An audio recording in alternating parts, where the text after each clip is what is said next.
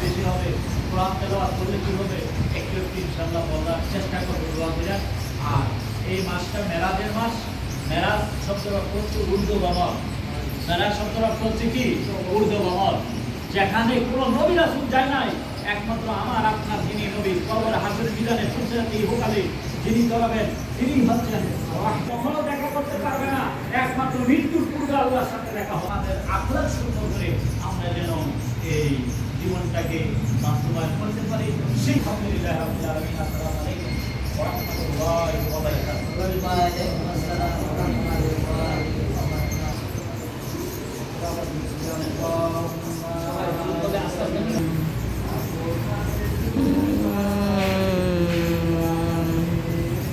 আল্লাহুম্মা সাল্লি আলা মাওলানা মুহাম্মদ ওয়া আলা আলি সাইয়্যিদিনা মাওলানা মুহাম্মদ।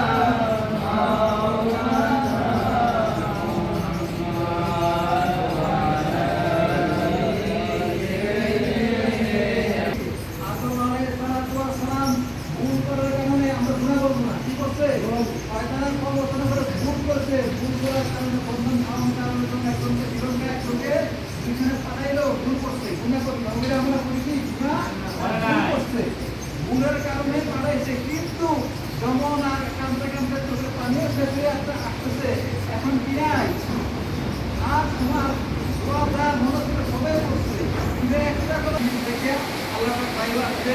আমরা আলোচনা করছি, আমরা আল্লাহ আপনাকে আমাকে যে মেরাজের মন্ত্র করে রাখতে পারে অপূর্ণ মাস। হ্যাঁ, আমাদের চেষ্টা করবে এমন রাখতে পারে এই মাসে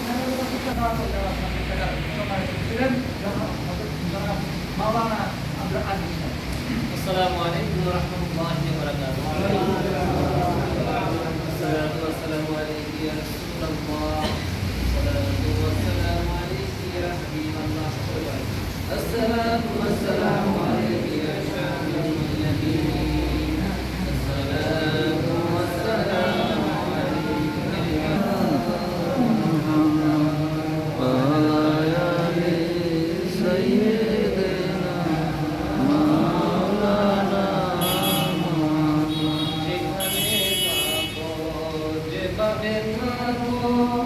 আমার নবীর দুরূদ চাইও না, নবীর দুরূদ না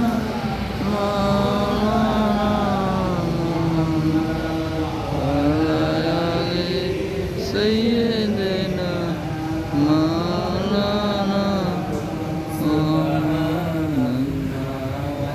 الحمد لله لا إله إلا الله لا إله إلا الله محمد رسول الله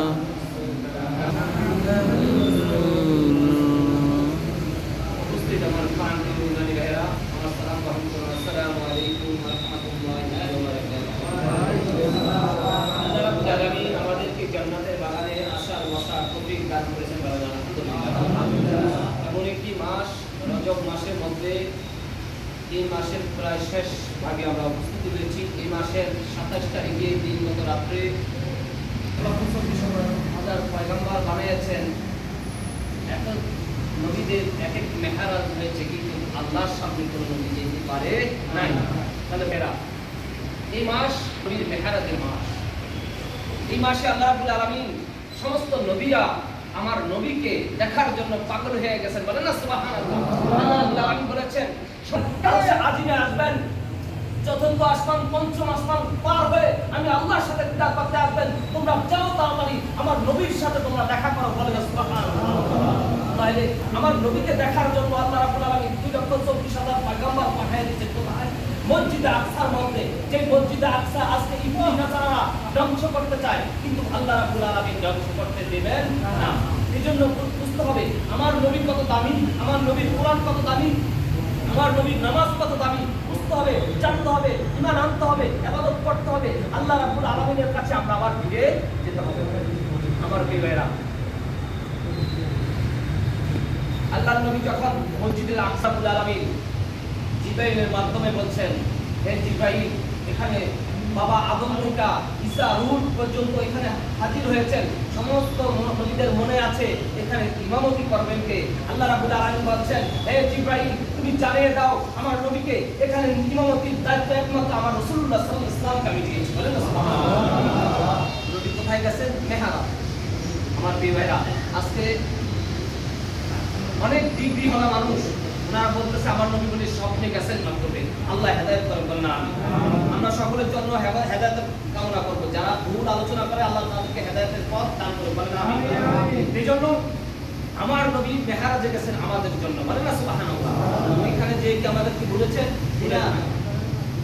আল্লাহ রাব্বুল আলামিন বলেন, বন্ধু আপনি তো মেহরাজে এসেছেন, 7 আসমান 7 জমিন পার করে আপনি ডাইরেক্ট কানে এসেছেন। আপনি সব কিছু পার হয়ে এসেছেন, আপনি আমার জন্য কি এনেছেন? আল্লাহ রাসূল বলছেন, বন্ধু আপনার জন্য এর মধ্যে রেখে এসেছি। বলেন না সুবহানাল্লাহ। যিনি আল্লাহর কদমে যেও, আল্লাহর সামনে যেও আমাদেরকে ভুলে নাই, আমরা কিভাবে ভুলতে পারি না? তুমি নফল নামাজ যতটুকু পড়বে ওই 100 বছরের নফল নামাজের সওয়াব আমি আল্লাহ রাব্বুল আলামিন দান করে দেব। বলেন সুবহানাল্লাহ। নামাজ পড়া ভালো না খারাপ? নামাজ পড়া বছরে কয় ওয়াক্ত নিষেধ? কয়দিন? খালি সূর্য উদয় সূর্য অস্তয়। কথা বুঝতে পারছেন? সূর্য উদয় এবং সূর্য অস্তয়ের সময় নামাজ পড়া কি হারাম। আর সর্ব অবস্থা 5টা। কয়টা? 2 আরো এভাবে আরো মোট 5টা রোজা রাখা নিষিদ্ধ।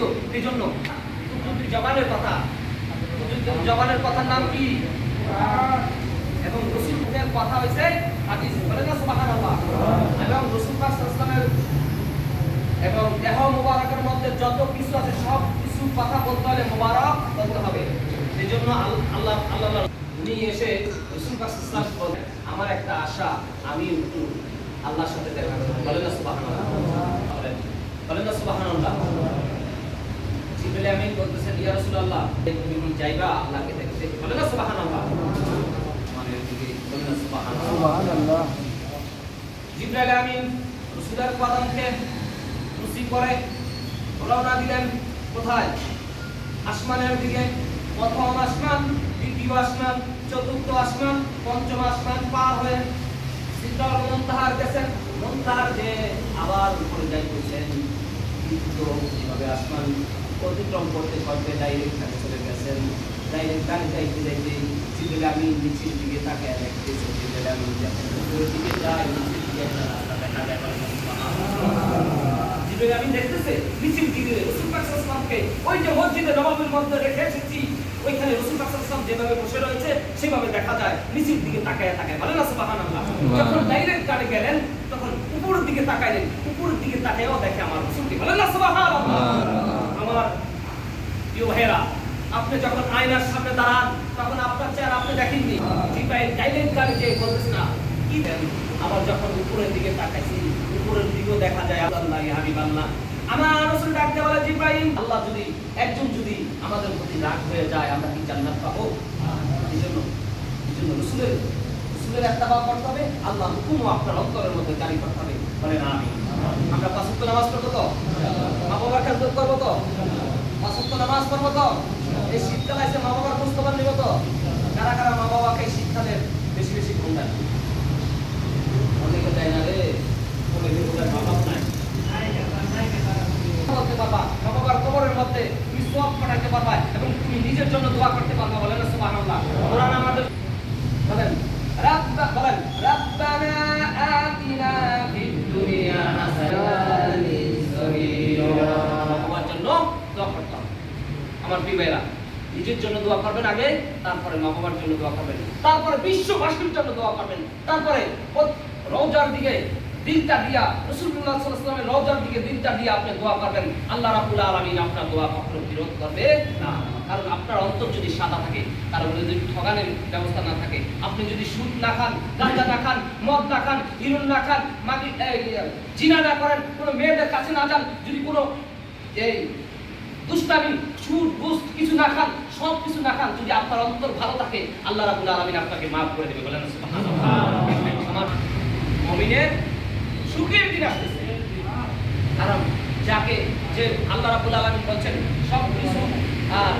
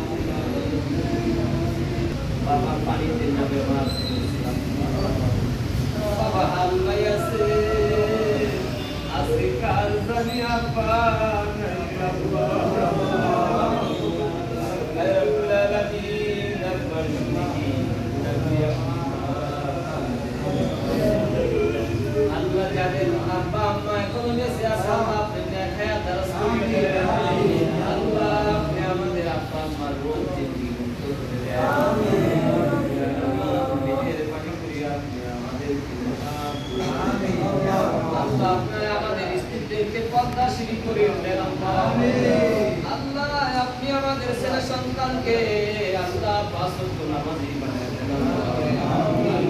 আমাদের ছেলে সন্তানকে আল্লাহ সহিবালা করে দিবা, হাইবালা মুসলিম থেকে একাবত করেছি। আজকে অন্তরের কথা বলি আপনারা, আমাদের বাংলাদেশে একটা ইসলাম পূজার মতো কোরআন পূজার মতো একটা সরকার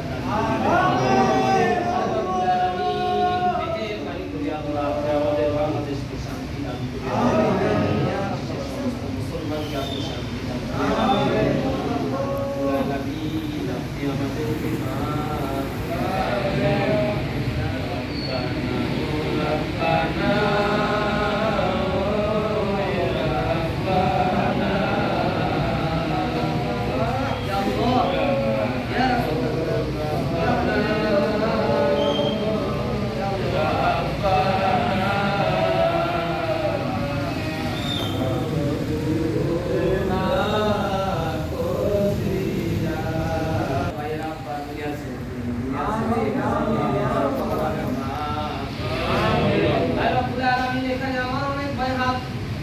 আল্লাহ সকলের মনের খবর আপনি জানেন।